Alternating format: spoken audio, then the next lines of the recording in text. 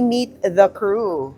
What's Yes, up? I think this is our first interview. Na all Yes. together. Na all together kami. Wait lang. So, what's up? How's it been? Day 18. Si Dylan pa lang nakakausap ko na pagod na pagod. My God. Yes, it's been crazy. It's a very intense project. But Oo. it's super fun. you Wait, know? how intense is intense? Because parang, since triple threat ka, Jada, Ay, parang I grabe think, I judge that it takes a lot for you to get tired. For me, I would say it's really intense in the sense that it's a mystery crime thriller Okay. in every sense of the word. So, ang masasabi ko dito sa Project Loki, we don't hold back here. And with, Direct C and Lim's direction, all out talaga. All out. Like, in terms of acting, lahat ng kayang maibuga, pati sa cinematography, si DJ Mariano, yung aming DOP. Oh, wow. Yeah, it's very, in my opinion, I think it's very competitive. I think we all have the same goal with this project, is to really give a quality show. So. And even the characters of Loki and all of you guys are, offbeat, right? Like, Yes. it's not the typical cookie cutter teen characters. What did you like about yours, Laura? Ako, I really admire Lorelai's quiet strength and her empathy, lalo na. I think it's really interesting yung dynamic nila ni Loki, how they complement each other and what they bring out in each other. And I think Lorelai is sort of the heart as well of this project, and I would say that she brings out the tenderness of Loki that's kind of lurking inside. Kasi, syempre, ang daming pinagdaanan na din ni Loki. But also, I admire Lorelai's strength and empathy in her kindness despite the things that she's been through. And yun yung makikita nyo dito sa series na to, na the characters here are very layered. There's a lot of layers to them. Grabe yung mga backstory nila, and you'll see their journey and their growth. I heard na kasi walang empathy si Loki. Yes. So, kuhang-kuha niya yung pika ni Lori. Kukuha niya yung piko. Well, napipikon si Lori. So, Oo, ikaw naman. Of course, si Luther. Sino siya? Luthor, it feels like probably one of the strongest character I've ever played. Uh-huh. 'Cause he's Cool. like, apparently, he has so much power over everyone.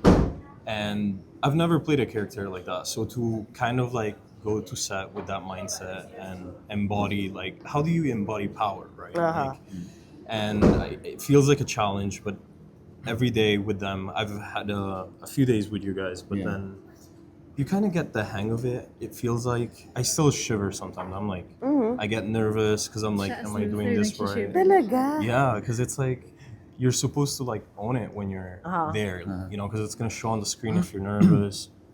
So it's a lot of work, a lot of reading of the books, like keeping up notes in your head for what you're gonna kind of like try to portray, because it's, the fans are gonna give you a hard time if you're not accurate about it. So all of us, I'm You would sure. know. Yeah. You would I would know. know. You know, because you've been that Yeah, role. we've been there. Yeah. And actually, sorry to cut you there, but which leads me to my next question. What did you tell them? Kasi sila, first time nila mag-Wattpad.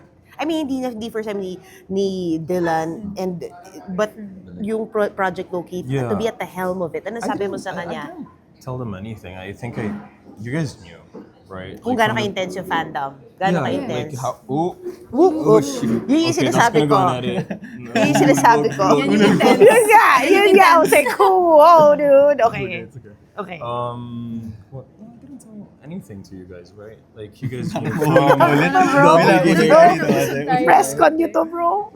from the beginning na, wala, ganun talaga ang fans. Like, you can only try your best.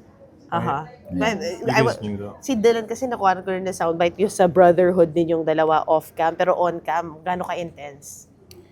Intense, as in, to the point na parang tingin pa lang, alam mo nang may tension. Kahit magkapatid kami. So, Paano nyo binibuild yung tension? Nagsusungitan ba kayo sa set? Ano ba? Di ba mga ganun? Honestly, Dylan is probably one of the nicest guys I ever worked. Oh my God, ang hirap! No, for real. And it's like, wala. Nagtititigan kami. Paano Whenever, yung bro? bro. Wala, parang ganun. Inis na inis siya lagi sa akin. Parang, Nakukuha niya yung pikon mo. Ikukuha mo yung pikon niya. Parang ganun. Oh my gosh! Yeah, pero paano kayong dalawa? Di ba, there's a tension there too? Yes, meron. I would say, that's also one of the things I'm most excited about is lumabas yung mga scenes natin, lalo na dito sa Volume 1. Because it was really so much fun kasi ako personally, having read the book, it's so exciting to see it come to life like from the page. Like, it really felt like, you know, like being Lorelai and Luther. I think Oh, wow. it's really special kasi sobrang magkaiba yung dynamic ni Lori with Loki and with Luther. I think Luther brings out something different in her. Na may curiosity because there's a sense of parang mystery and danger when it comes to Luther. And she wants to know more about that. Wait lang, so kami Ang dami mo pang bigas kailangan kainin. Wait, so yung fans malilito kung Team Loki o Luther sila. I suppose. I mean, May ganon. May mga shippers may for mga shippers Loretti and Lorether. Lorether. Yeah, although hindi siya predominantly like romance story, pero kasi within the Yeah. fandom, may kanya-kanya silang mga bet for Lorelai. So, Okay. yun, it's interesting. It's what's the name of the fandoms?